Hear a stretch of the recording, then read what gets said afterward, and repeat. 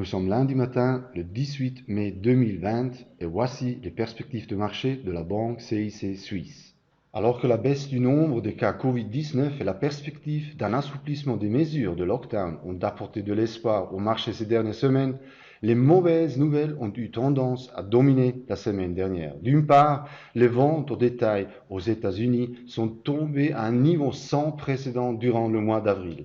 Et d'autre part, les tensions sino-américaines ont de nouveau augmenté. Pour la première fois depuis un mois, le SMI clôture la semaine en baisse de plus ou moins 2% et se situe désormais à 9 483 points. Straumann a annoncé jeudi dernier qu'il réduisait ses effectifs de 9% cette année et Richemont a réduit son dividende comme prévu. Le bénéfice d'exploitation du fabricant de montres suisse a chuté de 22%, ce qui est inférieur aux attentes, et la réduction du dividende de 2 francs suisses à 1 franc par action a également été plus importante que prévu.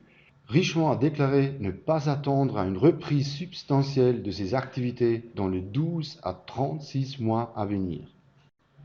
L'Institut de recherche économique COF a annoncé ses prévisions pour le produit intérieur brut suisse en 2020 à moins 5,5% et prévoit des pertes fiscales de l'ordre de 5,5 milliards de francs cette année et de plus de 25 milliards de francs dans les années à venir.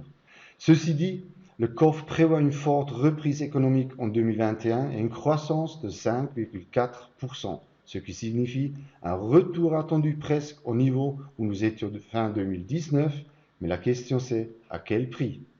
Pour le SMI, nous pensons qu'il va évoluer entre 9 650 et 9 100 points cette semaine et nous supposons que la tendance à la consolidation se poursuivra.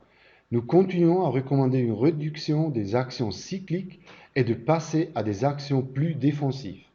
Avec Roche et Givaudan, sur notre liste de recommandations pour les actions suisses, nous avons aussi l'entreprise de technologie médicale Tecan sur notre liste d'achat dans le secteur défensif. Si vous êtes intéressé, vous pouvez télécharger le PDF de la recommandation dans notre e-lounge ou vous pouvez contacter votre conseiller qui se fera un plaisir de vous fournir le document. Aux États-Unis, les ventes au détail pour le mois d'avril ont été publiées vendredi dernier en baisse de 16,4% par rapport au mois précédent. Le mois de mars constituait déjà un nouveau record avec moins 8,3%. Il faut noter ici une baisse de près de 80% dans le secteur de l'habillement d'une part et d'une augmentation de 8,4% dans le commerce en ligne d'autre part. Le président américain Trump a une fois de plus philosophé sur la rupture des relations commerciales avec la Chine et déclaré qu'il ne voulait pas parler au président chinois Xi Jinping.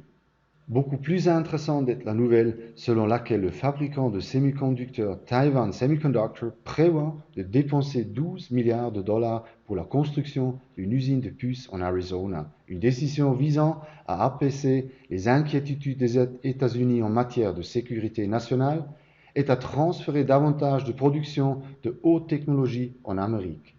L'entreprise anticipe la forte probabilité d'un rapatriement à venir des étapes critiques de la chaîne de valeur dans les pays comme les États-Unis.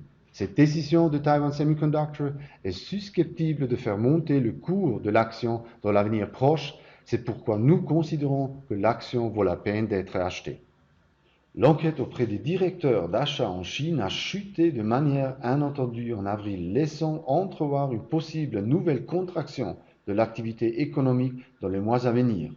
En Europe, les résultats de l'enquête auprès des directeurs des achats seront également publiés cette semaine.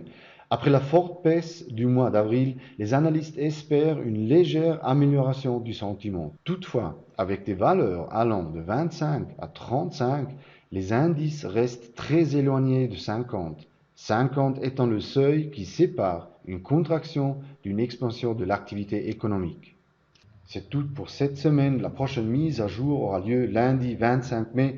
Merci de nous avoir regardés et restez en bonne santé.